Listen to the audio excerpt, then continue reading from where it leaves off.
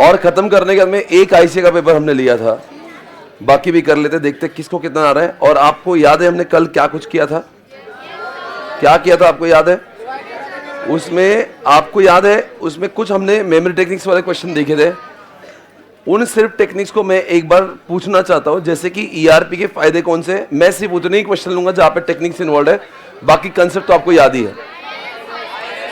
ILS college में cycle में बैठ के कस्टमर को सप्लायर ने फ्लेक्सिबल कॉस्ट में एक्यूरेट एनालिसिस टेक्नोलॉजी दिया, राइट? तो आई फॉर व्हाट बताएंगे आपको? पूरा इंफॉर्मेशन ईआरपी में इंटीग्रेट होके मिलता है। एल फॉर आपका लीड टाइम कम होता है, S for on time shipment होता है। आईएलएस कॉलेज में कस्टमर साइकिल पे, यानी कि अगेन साइकिल, यानी कि ऑर्डर देने से ऑर्डर मिलने तक का टाइम कम होता है। आगे कस्टमर का सेटिस्फेक्शन ज्यादा है, सप्लायर का परफॉर्मेंस अच्छा होता है। एग्जांपल जोमेटो, आप बताएंगे। आगे आपको फ्लेक्सिबल, यानी कि ईआरपी फ्लेक्सिबल है, क्वालिटी कॉस्ट कम हो जाती है।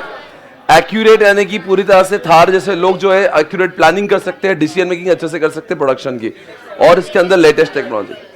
सर बाकी क्वेश्चन आज रिवाइज नहीं करेंगे, ऑलरेडी आता है, उसके ऊपर टाइम नहीं डालेंगे। वहां पे जहां पे टेक्निक्स इन्वॉल्व है वहां पे मैं सवाल पूछूंगा आपसे। यहाँ पे है, आप बताएंगे कंट्रोलिंग मॉडल के कुछ पॉइंट्स बताइए। एक कॉस्ट एलिमेंट्स है, एक कॉस्ट सेंटर है, इंटरनल ऑर्डर्स है, प्रोडक्ट वाइज कॉस्टिंग है, फिर प्रॉफिटेबिलिटी का क्या नाम है? प्रॉफिटेबिलिटी एनालिसिस है, एंड प्रॉफिट सेंटर है। प्रॉफिटेबिलिटी एनालिसिस यानी पूरी ऑर्गेनाइजेशन का प्रॉफिट। प्रॉफिट सेंटर यानी कि एक एक चीज का, यानी कि अगर मैं वो हूं आईटीसी, अगर मैं हूं तो उसका सिगरेट से कितना आ रहा है, उसका एफएमसी से ये आ रहा है आपका जी वाला पॉइंट। ओके, आप एक बार सारे पॉइंट्स। कॉस्ट एलिमेंट में क्या था? Overall costing. कॉस्ट सेंटर में ऑर्गेनाइजेशन के एचआर में कितना, प्रोडक्शन में कितना पैसा आता है। एक्टिविटी बेस में internal cross orders, internal orders में आता है इलेक्ट्रिसिटी का कॉस्ट, एसी का कॉस्ट। प्रोडक्ट कॉस्ट यानी कि आप सिर्फ लक्स का कॉस्ट कितना आएगा, लाइफ का कितना आएगा। Profitability, overall profitability, and profit centre यानी कि एक एक उसका। सेल्स के 6 स्टेप बताइए। प्री सेल करेंगे, सेल करेंगे, इन्वेंट्री को बात करेंगे, मटेरियल को डिलीवर करेंगे, बिलिंग देंगे, पैसा मिलेगा, पेमेंट, राइट? याद आ रहा है? एक बार देख लीजिएगा। आज मैं सिर्फ वही पॉइंट्स दे रहा हूं जहां पे आपके पॉइंट्स इन्वॉल्व है। आप बताएंगे वो बताओ, सीआरएम के फायदे बताओ। आप भूल गए?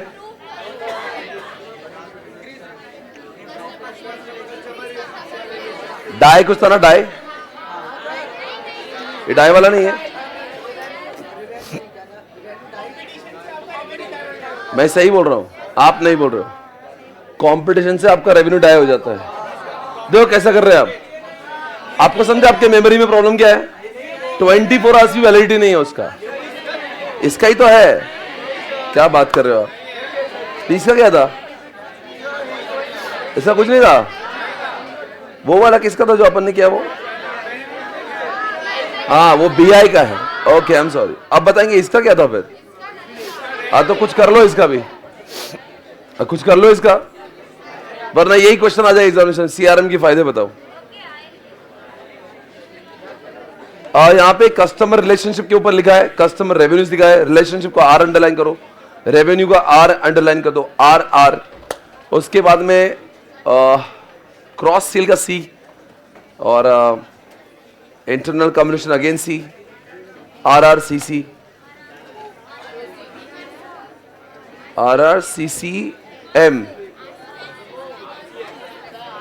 सीआरएम लिख दो। सीआरएम क्वेश्चन भी सीआरएम है और आंसर भी सीआरएम। ऐसा 2000 सालों में एक ही बार होता है। क्वेश्चन भी वही, मेमोरी टेक्निक भी वही। आप लिख दीजिए सीआरएम, क्वेश्चन भी सीआरएम और टेक्निक भी सीआरएम। लिखेंगे अच्छे से। इधर के लोगों में जो आपसी बातें चल रही है, जो सन्नाटा छाया, आप किताबें निकालें, वहां पे सीआरएम लिखे। 2 बार सी, 2 बार आर और 1 एम होता है। सीआरएम आपने लिख दिया? अरे लिखो जल्दी। एग्जामिनेशन में पूछ सकते हैं सीआरएम के फायदे बताओ, तो आप सीआरएम के फायदे सीआरएम में होते हैं। डबल सी बताओ, 2 सी कौन से हैं? कस्टमर को देखो, सीआरएम अच्छे से होगा तो कस्टमर से अच्छे संबंध बनेंगे। ए आता का, यू रिमेंबर दिस? तो हम लोग उनको हैप्पी बर्थडे बोलेंगे, उनकी जो कंप्लेंट से एप्लीकेशन पे लेंगे, उनके लिए सॉफ्टवेयर बनाएंगे, it will bridge the gap between the customer and the organisation. ये वो है जो इन्फॉर्मेशन कलेक्ट करता है, ना कि सिर्फ कलेक्ट करता है, वो सिर्फ ऑप्टिमाइज एडवर्टाइजमेंट करता है, वो उन्हीं को एसएमएस भेजता है जो एसएमएस के लायक है। ओके, 2C बताओ कौन से? कस्टमर से नहीं, क्रॉस सेलिंग होता है आपका।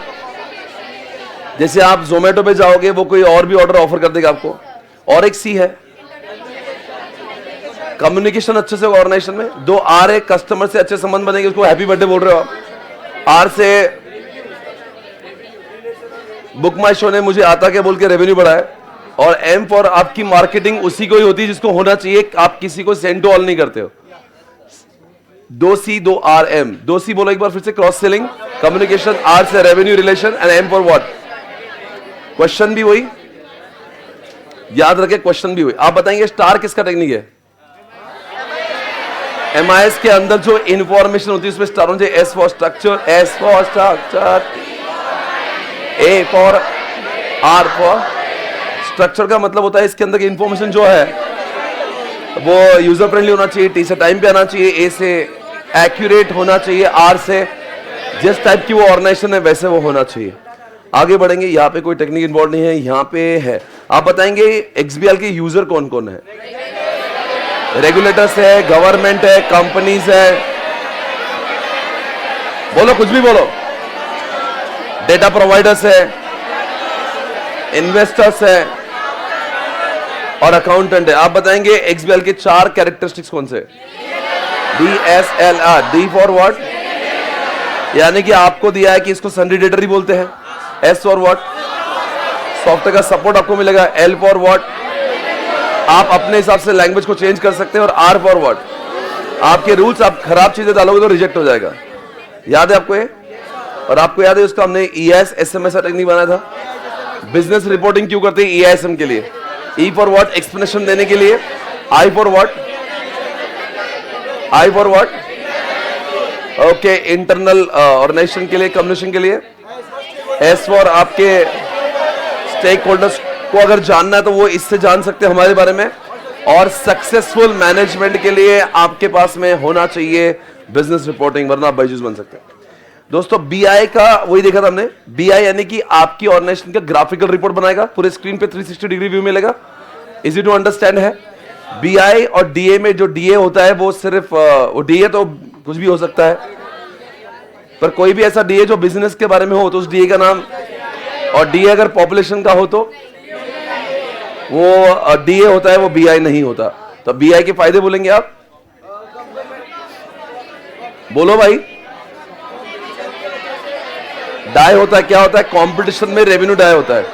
तो आपके जिस तरह में BI वो कंपटीशन में आगे जाएगा, रेवेन्यू आपका बढ़ सकता है अगर BI अच्छे रिपोर्ट्स दिखा दे तो। D for what? अगर BI है तो आप अच्छे से डिसीजन ले सकते हो।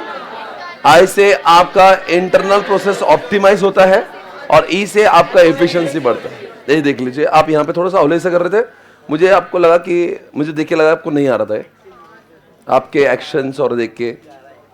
आप एक बार देख लीजिए अपनी आंखों से, ये देख के आपको पता नहीं आपके बॉडी में कुछ कुछ हुआ देख के। एक बार अच्छे से देख लीजिए, रेवेन्यू डाई होता है वो करके कंपटीशन से। तो कंपटीशन से क्या होगा?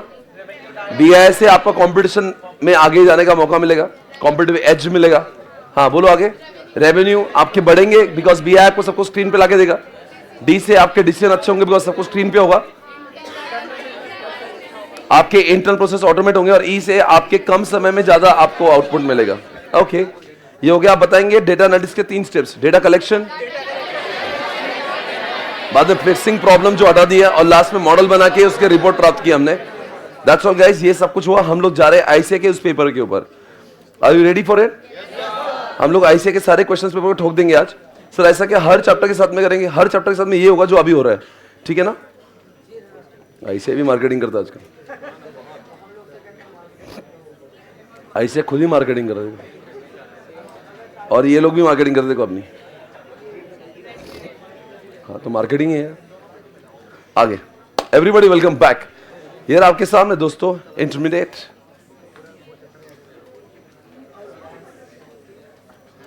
नवंबर 18 गाइस, चेक इट आउट, देखते कितने लोगों को आता है। इसमें से आपको पूछा 2 मार्क के लिए डेटा एनालिटिक्स क्या है। क्या आपको डेटा एनालिटिक्स याद है?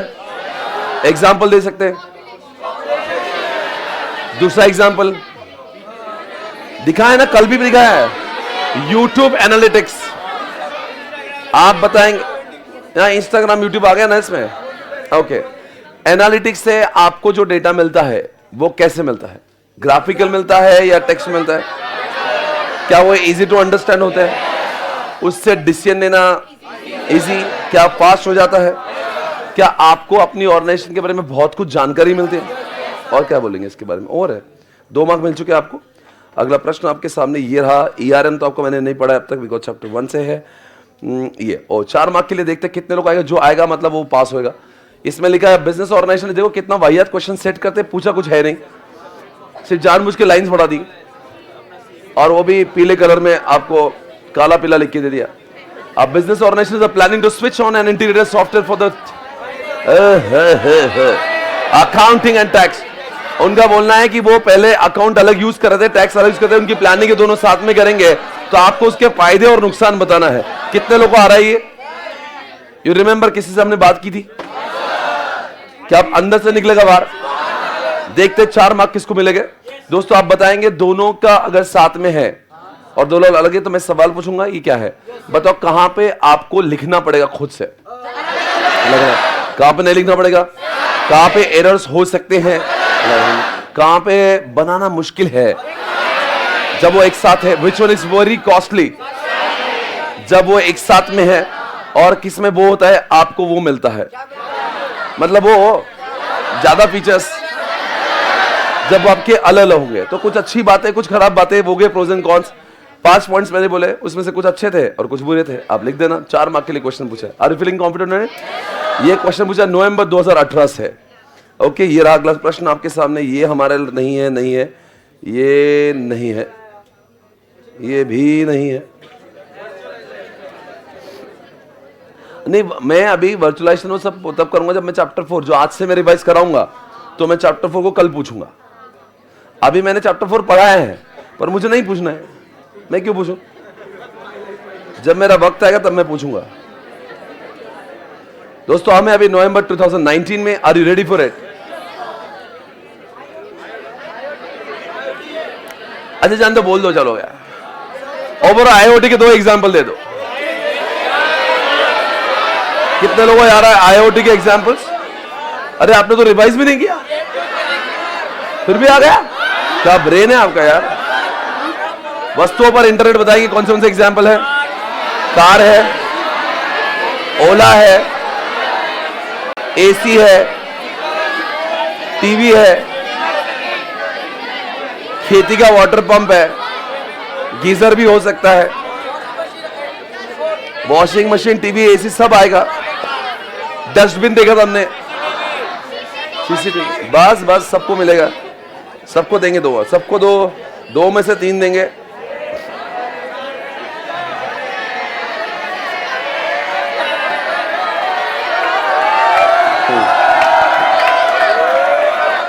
मैंने अभी बोला था वो हौले लोग ये पूछेंगे। I knew it, bang on. थोड़ी देर पहले मैंने बोला कि वो हौले लोग पूछेंगे, आपको सीआरएम मालूम रहेगा। वो देखो क्या ये क्वेश्चन है, कॉन्सेप्ट है। ये कॉन्सेप्ट नहीं, ये मेमोरी है। ऊपर वाला कॉन्सेप्ट है, बताओ सीआरएम क्या है। तो लेट के आधा पेज लिख देंगे, तो कितना भी 1 पेज भी लगा तो 2 ही मार्क देगा। क्वेश्चन 4 मार्क का है। उसने डिवीजन क्या, ऊपर वाले को 2, नीचे वाले को 2। तो ऊपर वाले को 2, नीचे वाले को 2। तो ऊपर वाले का तो आपको ज्ञान दे देंगे, नीचे वाले का सीआरएम के बेनिफिट आपको याद है। बोला भी था, क्वेश्चन भी वही है और टेक्निक भी वही है। आंसर क्या? सीआरएम। सी 2 सी 2 आर एम 2 सी। सीआरएम लगाएंगे तो आपका क्रॉस सेलिंग होगा, कम्युनिकेशन अच्छा होगा, आपके रिलेशनशिप कस्टमर से अच्छे होंगे, आपका रेवेन्यू बढ़ेगा और आपकी मार्केटिंग ऑप्टिमाइज होगी। अब जिसको मेमोरी टेक्निक से प्रॉब्लम है वो फिर आईएएस में पास होना मुश्किल है, क्योंकि 70 मार्क्स में से 30-35 मार्क्स के क्वेश्चन तो वो मेमोरी टेक्निक बेस्ड पूछते हैं। बेस्ड यानी कि वो आएगा, उसमें आपको टेक्निक्स को याद करके लिखना है। कुछ लोग हैं जिनको बोलते हैं सर ये मैंने बचपन से ऐसा नहीं पढ़ा है, ये कोई बच्चों की तरह। आप मत करना, अगले टाइम में जरूर करोगे। एक अटेम्प्ट लगता है समझने के लिए क्यों क्यों करा हमने, क्योंकि आईसीए का पैटर्न वैसा है भाई, ये डिस्क्रिप्टिव क्वेश्चंस है, ये एमसीक्यू नहीं 4 गोले में से एक गोला सेलेक्ट करना है। यहाँ पे 30 मार्क्स की सिर्फ एमसीक्यू है, 70 में डिस्क्रिप्ट करना है। तो ऐसे क्वेश्चन आप देख रहे हो आ रहे हैं। आप बताएंगे वैसे सीआरएम का कॉन्सेप्ट कितने लोगों को याद आ रहा है? उसका एक फेमस डायलॉग है, बताओ।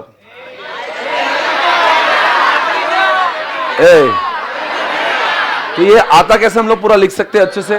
बताओ क्या लगता है, ये कस्टमर और ऑर्गेनाइजेशन के बीच का क्या है? एक ब्रिज है जहां पे कस्टमर की सारी जानकारी कलेक्ट होगी और फिर वो उसको ही मार्केटिंग करता। जो अगर मैंने लास्ट टाइम अगर डिस्काउंट से परचेस किया हो तो इस बार बराबर डिस्काउंट के लिए वो मार्केटिंग करेगा। मैंने लास्ट टाइम इंग्लिश कॉन्सेप्ट किया था, इसलिए बोलता है आपने जब जब भी आपको हैप्पी बर्थडे आता है और जो आता है हैप्पी, ये कौन करता है? तो सीआरएम प्रमुख से क्या करता है? प्राइमरी वो डेटा कलेक्ट करता है, आपको समझता है और आपको वैसी ही जानकारी देता है, टारगेट करता है जो जिस विषय पे आप इंटरेस्टेड हो, उसको सीआरएम कहते हैं। ओके, हो गया। 4 मार्क्स देंगे, 4 और 2 6 हो गया। आगे देखते क्या है आपके लायक कुछ है? ये तो आपके लायक नहीं है, ये भी आपके लायक नहीं है। मोबाइल कंप्यूटिंग वैसे आता है आपको, पर मैं अभी पूछूंगा नहीं। अरे अभी क्यों पूछो? कहां है? हाँ, अरे इसका जवाब दे दियो।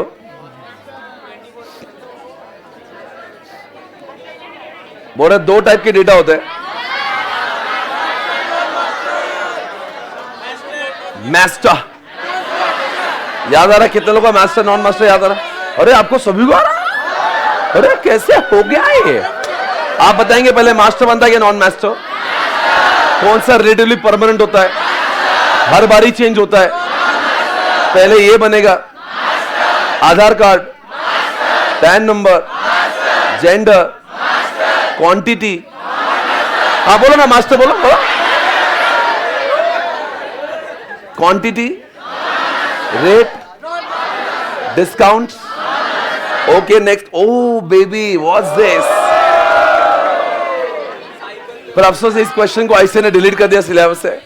ईआरपी के मेजर फीचर ये जो है क्वेश्चन जो है वो आईसीए ने अब डिलीट कर दिया। Anyways no problem. नेक्स्ट पढ़ना क्या लिखा? Which are the option possible to different, ये दे देना क्वेश्चन। ओ ओ ओ ओ ओ देखते हैं कितने लोगों को आएगा। बहुत ही कठिन क्वेश्चन पूछा है। Which are the option possible to different users while assigning access? कितने टाइप के ईआरपी में एक्सेस दिए जाते हैं? 2 4 6 8। नहीं नहीं नहीं यारो, आप सही बोल रहे हैं। 4 CAV, C for A for V for P for, समझ गए? अब आपको ये भी एहसास हो रहा होगा कि हौले सा रिवाइज क्यों करना पड़ता है ना? तो आप भरोसा रखिए, आपका कोई टाइम वेस्ट नहीं करता हूं मैं जब रिवाइज करता हूं, आपके लिए चल रहा है। और अभी तो आपकी क्लासेस तो खत्म भी नहीं हुई। You are in position to solve ICA paper. ये बहुत बड़ी कामयाबी आप सभी के लिए टालिया, क्योंकि ये लेवल आ रहा है क्लास के अंदर। ये आपके एफर्ट्स के पर तो पॉसिबल ही नहीं है। You all came consistently, you understood consistently, इसीलिए हो पा रहा है। आप ध्यान दीजिए, श्रद्धा रखिए, मैं आपको बहुत आगे ले जाऊंगा। नवंबर 2019 ये आपके सामने, check it out. Oh no, ये तो क्या है? ये भी हमारा नहीं है, ये BYOD।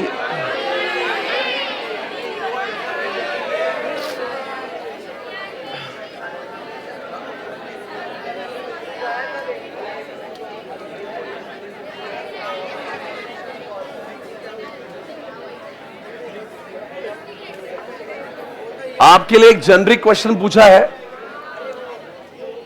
सेंट्रल डेटाबेस ईआरपी में होता है, सबका डेटा एक साथ में होता है, मान लिया। As the complete data stored in one place, ensuring safety data and minimising risk of loss of data is a big challenge. As an IT expert discuss the risk associated with various aspects of ERP. आपको पता है ERP के 5 अलग अलग risk है और उसके risk और control, risk control, risk control, risk control हमने किया।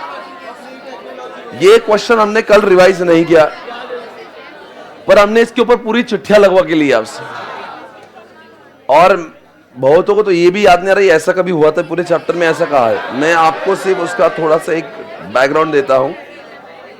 यही वो क्वेश्चन है जिसको हमने लिखा भी है, याद है? ERP implementation it's a risk and related controls, याद है? पीपल, प्रोसेस, टेक्नोलॉजी, आदि। चार्ट्स पे हमने कुछ लिखा नहीं इसके बारे में, पर मेन बुक पे लिखा है। चार्ट्स पे लिखा है, हाँ चार्ट्स पे लिखा है, मतलब लिख के हो गया हमारा है। अब एक ही बाकी है, उसका रिवीजन हमारा हुआ नहीं है।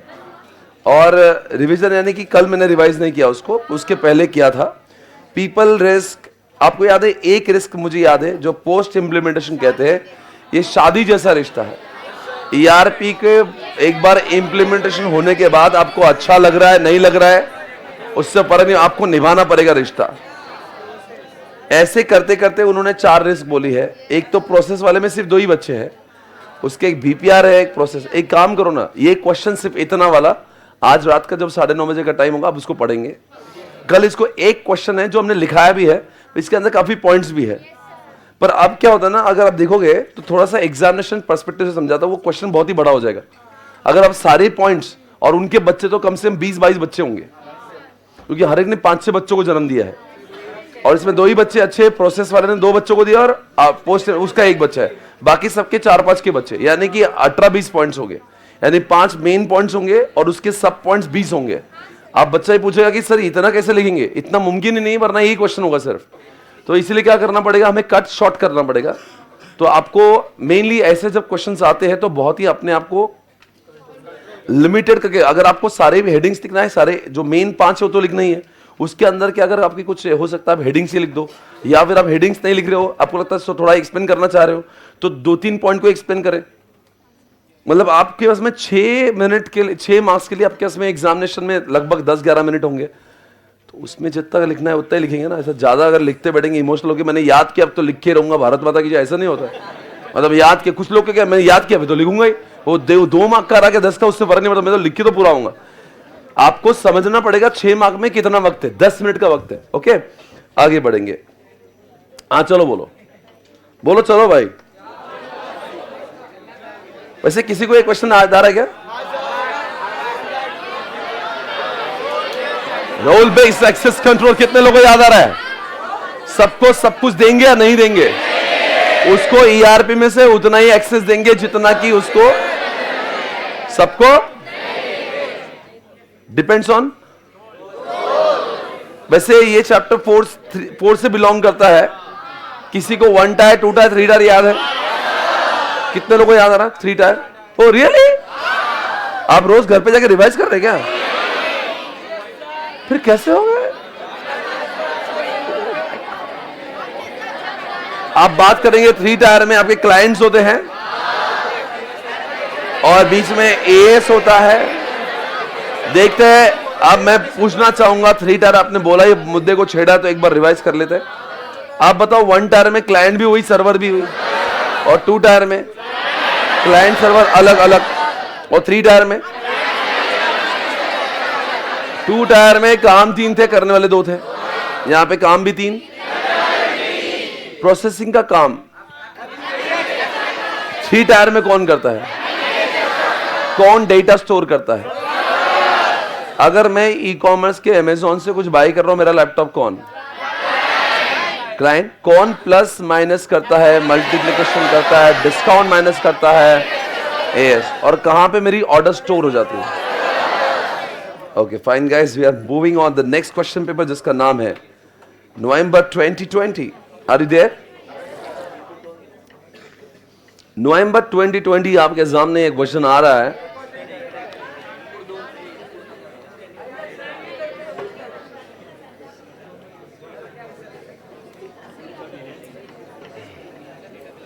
आपको देखना है अच्छे से। Data analytics is the process of examining data, सब कुछ मालूम है।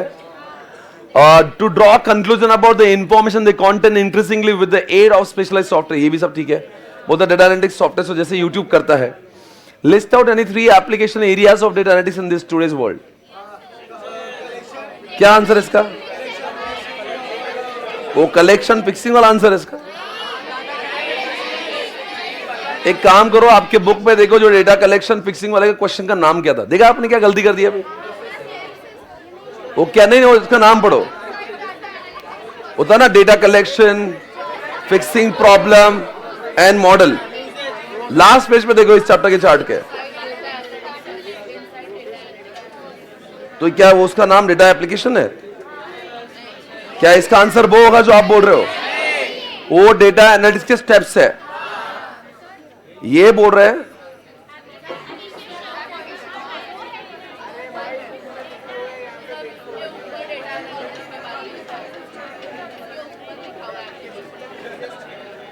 आपको मेरा एक सवाल है आपसे कि जो अपने 3 स्टेप्स है वो इसका आंसर है कि नहीं है?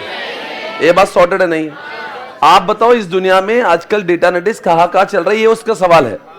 एप्लीकेशन यानी कि कहां पे अप्लाई हो रहा है ये कॉन्सेप्ट। अरे डेटा एनालिटिक्स कहां हो रहा है? यूट्यूब पे हो रहा है, इंस्टाग्राम पे हो रहा है, पॉपुलेशन पे हो रहा है, हर जगह पे जो ऑर्गेनाइजेशन ईआरपी लगा रही है वो खुद चाहती है कि वो बीआई द्वारा आपको रिपोर्ट्स दे। कल ही मेरी ऑर्गेनाइजेशन में मैंने यहां से कॉन्सेप्ट से तो मुझे याद था, तो मैं याद करके गया था कि मुझे जाके उमेश को मिलना है कि आप अपने को चाहिए बीआई। तो उसने मुझे क्या किया, उसने मुझे बताया कि सर अपने पास में 2 ऑप्शन है, एक तो मैं बना दूं बीआई या फिर हम लोग जोहो को लेके इसके माथे पे डाल दें। मतलब देयर आर 2 वेज ना। एक तो आप देखो नीचे तो ईआरपी है ही, वो तो कांस्टेंट ही है। अब उसके ऊपर बीआई चाहिए तो मैं खुद बना लूं उमेश के द्वारा, टीम के द्वारा, या फिर किसी और का लेके इसके माथे पे लगा दूं। उसको बीआई टूल जो बाहर का बोलते हैं, बाजार में बीआई मिलता है जो लोगों ने बना कर रखे हैं, आप अपने बिजनेस के हिसाब से डालो तो वो वैसे रिपोर्ट्स देना, अपनी स्क्रीन भी बन जाएगी एक ही दिन में। तो हम लोग उसके ऊपर चर्चा कर रहे थे, उसने कल मुझसे पूरा लिखवा के लिए, सर आप बता दो आपके स्क्रीन पे आपको 360 डिग्री में क्या क्या चाहिए। वो मुझे क्या हो रहा है, सर आपके पास तो एमआईएस रिपोर्ट है ना, तो क्लिक करके तो मिलता ही था ना सब। मैंने कहा मुझे ज्ञान मत दो, मेरी क्लास में आज ही बता गया है, पूरा याद है मुझे मैं क्या बोल रहा हूँ। मुझे पुल नहीं करना है मुझे, और ये ऐसा टेक्स्ट वाला डेटा है, मुझे पूरा ग्राफिकल चाहिए, एकदम कड़क देखा के बस, ऐसा देखा के बस समझ गया। और जब रंगीला बनाओ, बार चार्ट पाई चार्ट एकदम माहौल दिखना चाहिए, जो ऐसी जो इंपॉर्टेंट चीज़ है वो ब्लिंक होना चाहिए, मुझे ऐसा चमकीला वो बना के दो, चमकता हुआ। बोले सर आपको सब एमआईएस मिल रहा है। मैंने एमआईएस की बात मैं समझ रहा हूँ, मुझे एमआईएस तो वो चाहिए, वो वाइज रिपोर्ट देगा मेरे को ऐसा नहीं चाहिए। तो कल पूरा लिस्ट दिया मैंने उसको, कि पूरा लिस्ट दिया कि मुझे बीआई, क्योंकि उसका सवाल था अगर मैं बीआई बनाऊं तो आप बता दो कि आपको स्क्रीन पे, तो उसने फिर एक रेडीमेड टेम्पलेट्स भी दिखाए, टेम्पलेट बोलते हैं उसको, जहाँ पे उसने टेम्पलेट 1 2 3 दिखा कि आपको स्क्रीन पे क्या क्या कैसा, मतलब कैसा कौन से कलर और कैसा यूआई आपको अच्छा लगता है। तो उसने वो सिलेक्ट किया, बोले सर ठीक है आपने ये सिलेक्ट किया, मैं ऐसे हिसाब से आपको बना के दूंगा, उम्मीद है इस क्लास खत्म होने से पहले मैं आपको दिखा पाऊँ। तो फिर आप बोलेंगे एसपीसी में भी उसका एप्लीकेशन हो रहा है। वो क्वेश्चन पूछना टुडेज वर्ल्ड तो कहाँ हो रहा है, जहाँ पे ईआरपी लोग वहाँ पे लगा रहे हैं, यूट्यूब तो यूज ही कर रहा है, इंस्टाग्राम भी यूज कर रहे हैं, हर जगह पे जहाँ पे धंधा है वहाँ पे इसका इस्तेमाल किया जा रहा है। सर ओके गाइस, आगे बढ़ेंगे। Should I proceed guys? अब ये क्वेश्चन नहीं आया ना तो आप छोड़ दीजिएगा, और आपको समझाओगे हमने टेक्निक याद की। कितने लोग आ रहा है 3A? सर क्वेश्चन क्या हो तो बताओ।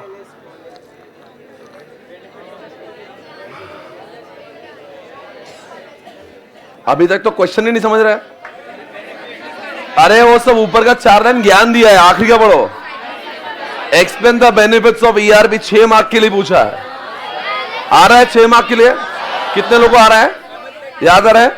एक काम करो जल्दी जल्दी, आपके पास में एक, अरे मैं मुझे पता है आप क्या बोल रहे हो, आप एक जल्दी से अपने तसल्ली के लिए रफ में सारे पॉइंट्स सिर्फ हेडिंग्स लिख दो, बस देखना है आपको याद आ रहा है कि नहीं। आपकी मेमोरी टेस्ट होगी। वो कैसा ना बोलते मैं एग्जैक्टली समझता नहीं कौन क्या बोल रहा है। रफ में लिखो, ऐसा एक चिट्ठी वेस्ट कर दो या कहीं तो लिख दो आपको जहां पे आपकी जगह है। देखो आपको वो कौन सा टेक्निक है वो भी आपको याद होगा। अरे कौन सा टेक्निक याद है ना, आईएलएस वाला। ओके फाइन, कम से कम 8-10 पॉइंट तो आ ही जाएंगे, मजे ले लो उसके।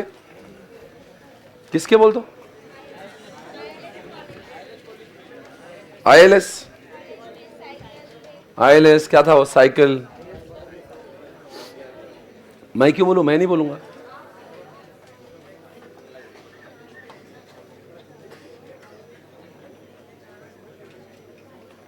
छह मार्क के लिए पूछा ऐसे ने, 6।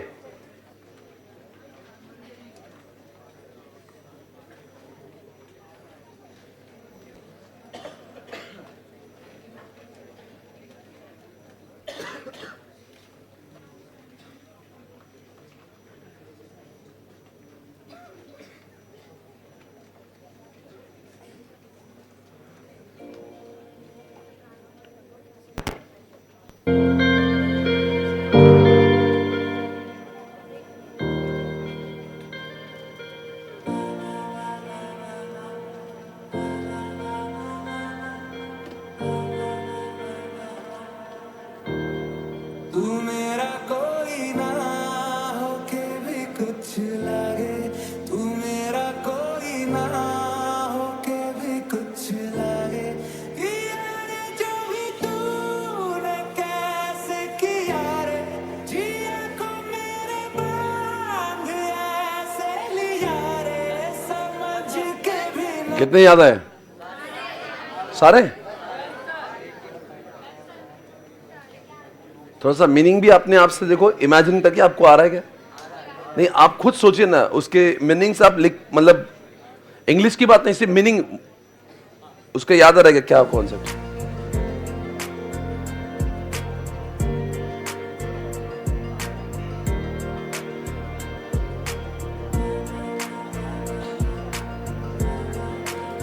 हो गया?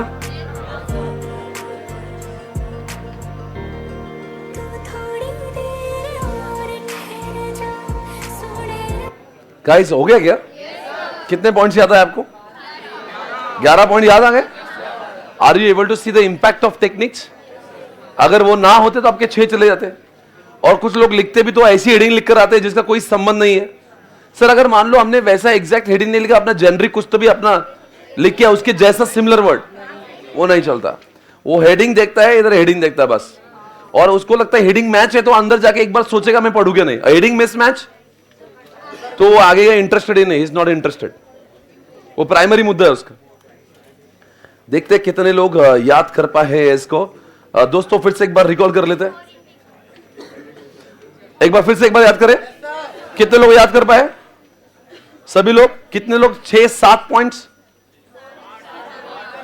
अच्छा सर 7 तो 10 पॉइंट्स पूरे याद आ गए। अमेजिंग। एक बार देखते हैं ILS पे, साइकिल पे कस्टमर को सप्लायर फ्लेक्सिबल कॉस्ट में एक्यूरेट एनालिसिस करके टेक्नोलॉजी देता है। Right? I for what? Come on. यानी कि ERP में इंटीग्रेशन है। L for what? कम होता कि ज्यादा होता? एग्जाम्पल ब्लिंकिट जो आया था। S for what? यानी कि ऐसा ऑर्डर आया कि शिपमेंट चालू हुआ। ILS में साइकिल पे, साइकिल टाइम कम या ज्यादा? कम हो रहा है। साइकिल पे कस्टमर को सप्लायर, कस्टमर 40 बार, सप्लायर जोमेटो के सप्लायर टाइम पे खाना बना रहे। फ्लेक्सिबल, ERP बहुत फ्लेक्सिबल है, जैसा चाहे वैसा बदलता है। कॉस्ट, क्वालिटी भी बढ़ती है, कॉस्ट भी कम हो जाता है। और एक्यूरेट, आपको आपके डिसीजन मेकिंग थार के जो है एक्यूरेट हो जाते हैं। आप डिसीजन अच्छे से दे सकते हो, प्लानिंग अच्छे से कर सकते हो। और टेक्नोलॉजी का मतलब क्या है? ERP के अंदर लेटेस्ट टेक्नोलॉजी है। एग्जाम्पल क्लाउड है, मोबाइल कंप्यूटर। क्या आपको लगता है टेक्निक याद करना जरूरी था? अब क्या होता है ना, अक्सर क्लासेस में टेक्निक याद करवाते नहीं है, वो पढ़ा दी, वो बोलते कि मेरा पढ़ाना हो गया। अब फिर क्या होता है, क्लासेस 10-20 दिन जल्दी खत्म हो जाती है, ना उन्होंने रिवीजन किया, ना उन्होंने याद करवाया। अब क्या होता है, सारा टेंशन बच्चों को सिर्फ लगता है मेरा क्लास होगा। पर घर पे जाने के बाद में जो हम लोग क्या करते हैं, हमने फर्स्ट 1 से लेके 70 तक काम कर लिया है, अब 71 से स्टार्ट करोगे घर पे। बाकी क्लास में क्या होगा, वो 1 से लेके 10-20 तक पहुंचा, उसको 21 से स्टार्ट करना पड़ेगा। तो आपको क्लासेस के बाद में जो वक्त लगेगा, याद कर रखना दिमाग में कि EIS को बहुत टाइम नहीं लगेगा। ना एसएम को ना एफएम को, बिकॉज इतने बार वो रिवीजन हो रहा है। समझ आ रहा है? इसका फायदा आपको पीएल में जरूर होगा। आपको लगेगा यार इतना जल्दी हो गया, बिकॉज आपने इतनी मेहनत जो की है। ओके, आगे चलो। ये सीबीएस है और ये पब्लिक क्लाउड तो आपको याद है वैसे। चलो नेक्स्ट पेपर आपके सामने जनवरी 21 से, ये रहा आपके सामने स्क्रीन पर। आप देखते कौन जवाब देगा। हार्वर्ड ग्रीन कंप्यूटिंग के बारे में पूछा है, टॉप मैनेजमेंट पूछा है, यूएसएसडी पूछा है, मनी लॉन्ड्रिंग पूछा है, पेमेंट गेटवे पूछा है, और इन्होंने ओके 4 मार्क के लिए पूछा। देखते कितने लोग जवाब देंगे। क्लाउड में और इंस्टॉल्ड ऐप में क्या फर्क होता है? कितने लोगों को याद आ रहा है? याद है? इसका डेटा क्लाउड पे रहता है, क्लाउड पे इसका डेटा कंप्यूटर में रहता है, वहां पे जाके एक्सेस करना पड़ेगा। It can be access from any in the world. You need only one application, you need multiple application. It can be access through mobile also. Cloud है। और क्लाउड और इंस्टॉल में आप बताना मुझे आजकल लेटेस्ट कौन सा चल रहा है? मेरे ऑफिस में टैली जो है वो क्लाउड है या और एसपीसी एडमिशन सॉफ्टवेयर क्या है? ओके 4 मार्क के लिए पूछो। Feeling confident guys? ओके, अगला प्रश्न आपके सामने ये रहा। ये तो एसएम चल रहा है राइट? हाँ एसएम। ओके, जुलाई 21 अभी बस देखते हैं आपके सामने स्क्रीन पर। ये रहा। ओह बेबी, 3 मार्क के लिए बीआई के फायदे, कम ऑन गाइस। बिजनेस इंटेलिजेंस के फायदे, बिजनेस इंटेलिजेंस के फायदे। क्या इसका टेक्निक EIS-SM है? नहीं है। क्या इसका टेक्निक DSLR है? क्या इसका टेक्निक ILS पे साइकिल वाला है? क्या इसका टेक्निक वो है वो वाला? क्या याद आया? वापस से कंपटीशन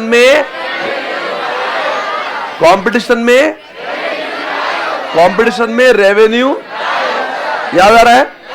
आप बात करेंगे BI टूल, दुनिया का हर डेटा एनालिटिक्स जो बिजनेस के बारे में बात करता है उसका नाम हो जाता है BI। कैसा होता है? टेक्स्ट में, ग्राफिकल में, easy to understand, difficult to understand, 180 degree, 360 degree. क्या पूरा ऑर्गेनाइजेशन ग्राफिकल होगा? हाँ। आप बताएं इसके फायदे कौन से? कंपटीशन का मतलब कौन सा? जिसके पास BI होगा उसको कंपटीशन में एडवांटेज मिलेगा। आगे बोलो। कंपटीशन में रेवेन्यू, यानी कि BI की वजह से रेवेन्यू आपका बढ़ेगा। D for what? यानी कि आप 5 डिसीजन ले सकते हो। आई से इंटरनल प्रोसेस आपकी अच्छे से हो जाती है। और E, अब इतना सब कुछ स्क्रीन पे दिख रहा है तो कम समय में ज्यादा ही काम हो जाएगा। एवरीवन? हाँ बोलो, क्या बोला आपने? वापस बोलो। कंपटीशन में रेवेन्यू कंपटीशन, फिर से एक बार। आपके पास BI तो तब कंपटीशन में आगे जाओगे, एज मिलेगा, रेवेन्यू आपकी कम होगी, बढ़ेगी। डी से डिसीजन मेकिंग अच्छे होंगे, खराब होंगे? अच्छे होंगे। आई से इंटरनल प्रोसेस ऑप्टिमाइज होगी और एफिशिएंसी बढ़ेगी, कम होगी। 3 मार्क के लिए पूछा है। और देखो बच्चों, ऐसा कि अगर से मुझे BI मालूम है और ये टेक्निक याद नहीं किया ना तो आपका आंसर जेनरिक मानते हैं, 3 में से 0.25 मार्क्स दे देंगे। क्योंकि आपने क्या लिखा है ना जेनरिक, वो पूछ रहा ही नहीं ना आपको। वो क्या बोल रहा है? मुझे बेनिफिट चाहिए। आप BI का ज्ञान दे के आ रहे हो। वो बोलेंगे तो ये सब मैं समझता हूं तो बहुत बुद्धिजीवी आदमी है, पर मैंने पूछा क्या तेरे को? वो जो पूछा टू द पॉइंट बात करो, फालतू का फेंक के। आपने एक पेज लिखा BI के बारे में और वो सही भी है पर उसमें बेनिफिट शामिल नहीं है, तो बोले जानते आधा दे दे उसको, 3 में से आधा। क्योंकि उसको वो चाहिए नहीं ना। वो पूछ रहा क्या, तुम बोल रहे क्या? ऐसा नहीं चलेगा।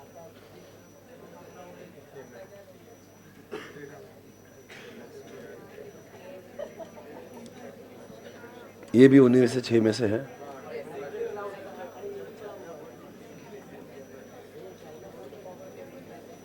December 21।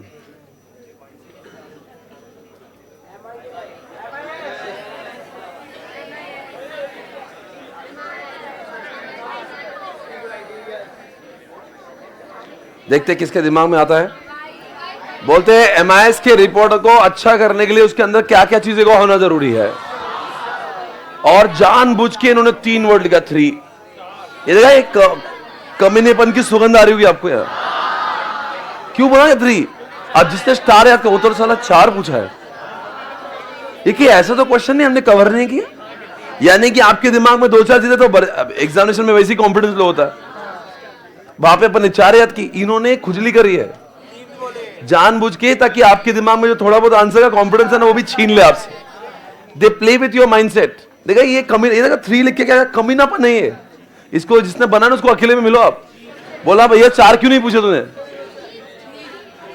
बोलो। S for T for A for R for, क्या आप इसका मीनिंग भी थोड़ा लिख पाओगे?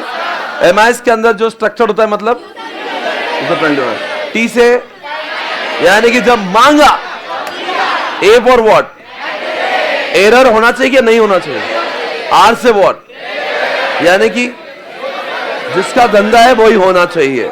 अगर मैं कोचिंग में तो कोचिंग ओरिएंटेड डेटा होना चाहिए। बिल्कुल सही पकड़े हैं। आगे बढ़ेंगे दोस्तों, आपके लिए क्वेश्चन रहा, बोलो ना।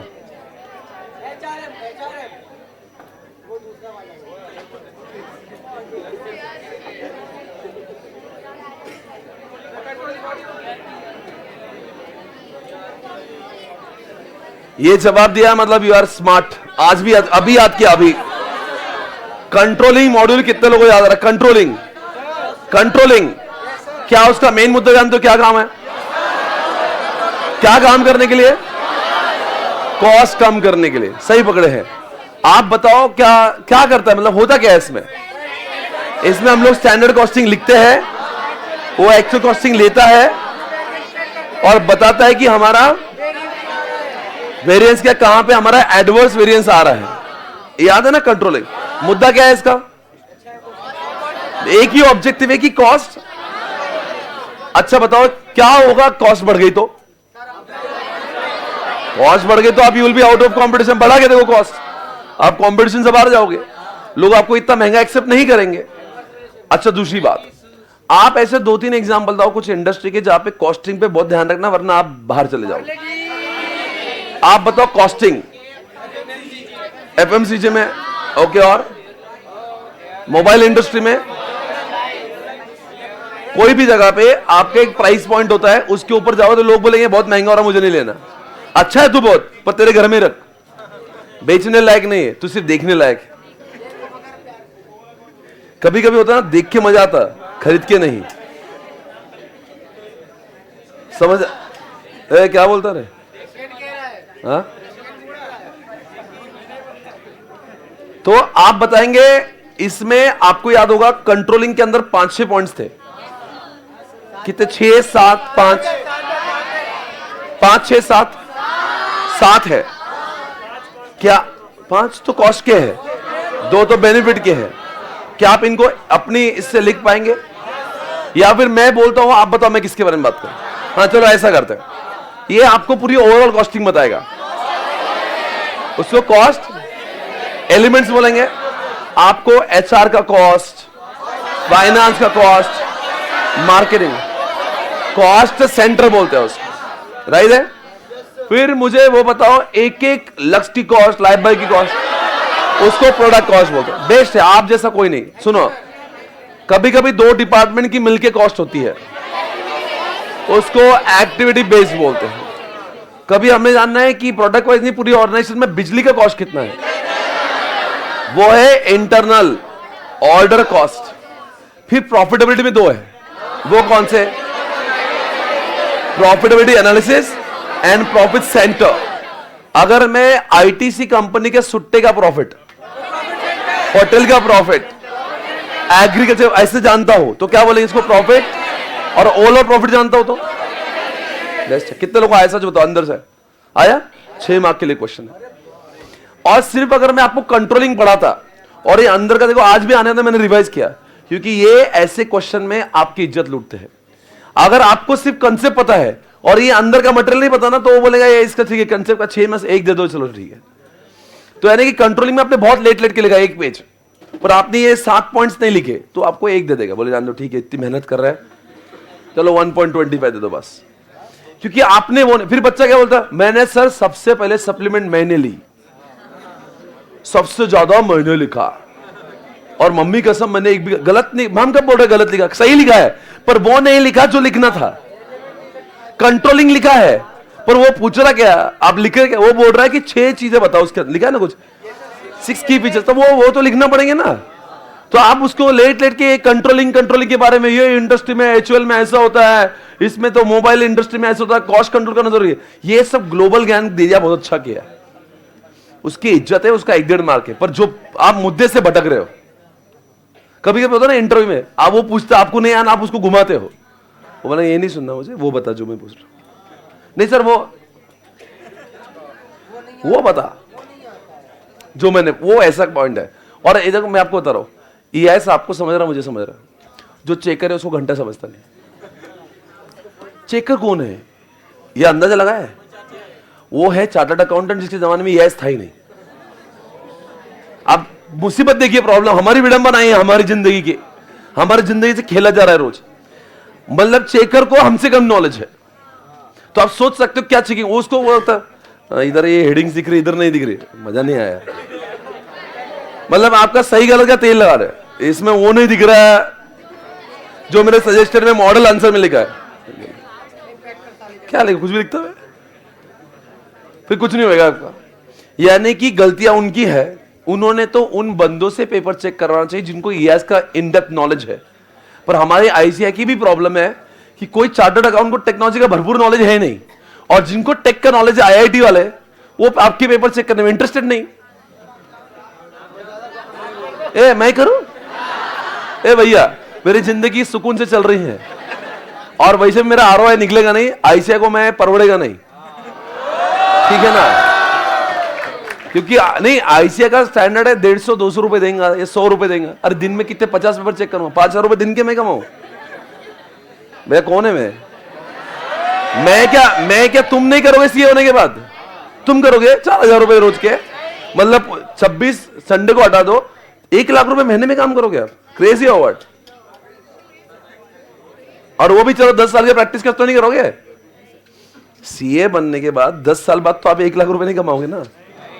You would like to earn per annum in crores, may be 4-5 lakh रुपए महीने के तो कमाओगे। तो ऐसे देता क्या है आपको, पूरे मिला के महीने में 1.25 लाख रुपए पेपर चेक करने के, इसलिए कोई चार्टर्ड अकाउंटेंट में इंटरेस्टेड नहीं होता। उसमें कौन चेक करता है आपको बताता, ऐसी महिलाएं जो सीए बनी हाउसवाइफ है, पेपर चेक करने राइट कैंडिडेट है, उनको फील भी होता मैं सीए का कुछ कर रही हूं, और क्योंकि वो कहीं और काम नहीं कर रही हैं, ये लोग ऐसे लोगों को चुनते हैं जो सीए बनते हैं पर अभी फिलहाल प्रैक्टिस में नहीं है, जॉब में नहीं है, पार्ट टाइम काम करना चाहती है, 2 पेपर चेक करना। समझे आप? अब सोचो महिला की जिंदगी में और कितने टेंशन होंगे, 3 बच्चे रो रहे हैं उसके, आपका पेपर बीच में आ गया, वो बच्चे ने सुसु कर दी, येड़ा है क्या तू? नहीं ऐसा नहीं होगा। I am just telling you the real life difficulty of paper checking. तो आप जितने लोग पेपर लिख रहे हो ना, अगर आपको लग रहा ना आप उनके ऊपर एहसान कर रहे हो, तो ऐसा बिल्कुल नहीं है, वो आपके ऊपर एहसान कर रहे हैं पेपर चेक करवा के। तो इज्जत से पेपर लिखना, हैंडराइटिंग अच्छी निकाल के, डायग्राम वगैरह ठोक के, एग्जाम्पल देके, किसी भी आम रीडर को भी समझ में आए ऐसा पेपर लिखना है।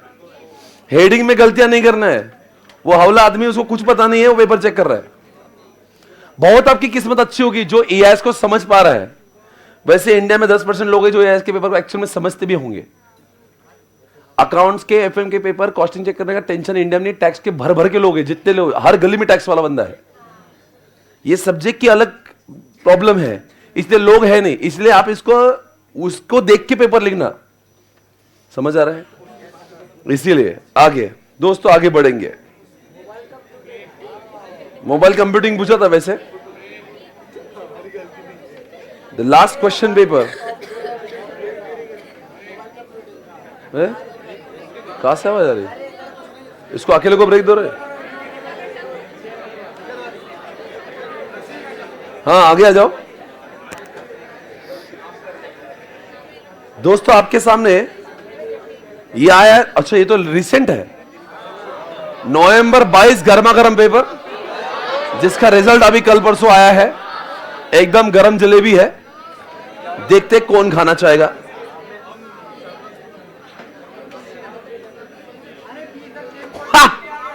एवरीबॉडी, कितने लोग आ रहे हैं 4 मार्क के लिए? 4 मार्क मिलेगा। Install cloud, install cloud, install versus cloud application, 4 marks मिलेगा। 4 पॉइंट पे 4 मार्क्स। बोलो भाई, क्लाउड और इंस्टॉल में कहां पे हार्ड डिस्क में होगा? दुनिया में कहीं से भी एक्सेस होगा। Enter world will require only one software, it require multiple software.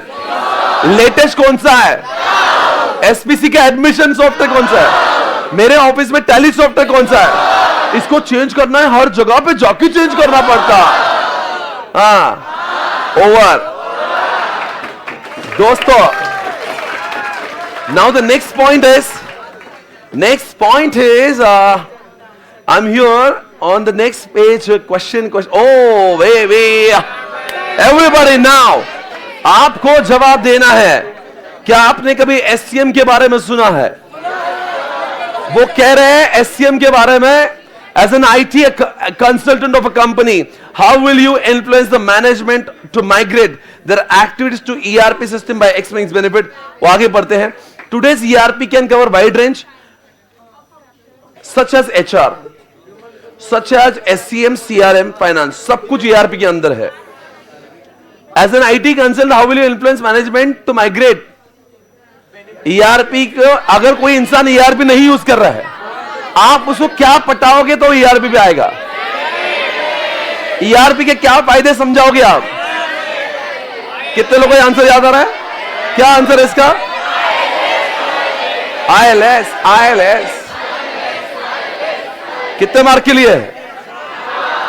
आज दावे के साथ कहता हूं, प्रेस्टीज पॉइंट से बाहर निकलने कोई भी क्लास वाले बोलो तो आज एक काम कर, नवंबर 22 भी सॉल्व कर, मैं भी करता। ये लेवल आने के लिए बहुत दिन हमने प्रैक्टिकल पढ़ा, फिर उसको रिवाइज किया, फिर उसको याद किया, अब जाके आपका लेवल ये है। ये ऐसे लेवल नहीं आता है, आपने उसके ऊपर टाइम डाला है, राइट? अभी आप you are becoming unstoppable, unbeatable. आप किससे भी कंपैरिजन कर लेना, आज ही पूछना, चलो बोलना let's talk about it. I am very sure they will not. आज से एक सवाल मैं आपसे पूछूंगा, कितने लोग आ रहे हैं ILS के बारे में? आ रहे हैं? yes, एक बार बोलेंगे। ILS कॉलेज में साइकिल पे कस्टमर को सप्लाई करने के लिए फ्लेक्सिबल कॉस्ट में एक्यूरेट एनालिसिस करके टेक्नोलॉजी को प्रोवाइड किया जाता है। I for come on guys now. Information integrate होती है। L for come on guys. Lead time कम होता है। S for what? आपका on time ship. ILS college में साइकिल पे साइकिल टाइम कम या ज्यादा? कम। ओके, कस्टमर खुश या नहीं खुश? सप्लाई का परफॉर्मेंस अच्छा या खराब? ओके, फ्लेक्सिबल मतलब ERP फ्लेक्सिबल है कि नहीं है? और कॉस्ट ERP से क्वालिटी की कॉस्ट कम हो जाती है। क्या थार जैसे लोग एक्यूरेट प्लानिंग एनालिसिस करके प्रोडक्शन का डिसीजन ले सकते हैं टेक्नोलॉजी ERP में? जैसे एग्जांपल क्लाउड है, मोबाइल कंप्यूटिंग है। 4 और 4 8। ओके गाइस, ये था आपके सामने नवंबर 22 एग्जामिनेशन। एक बार आप सभी के लिए तालियां। Super, fantastic.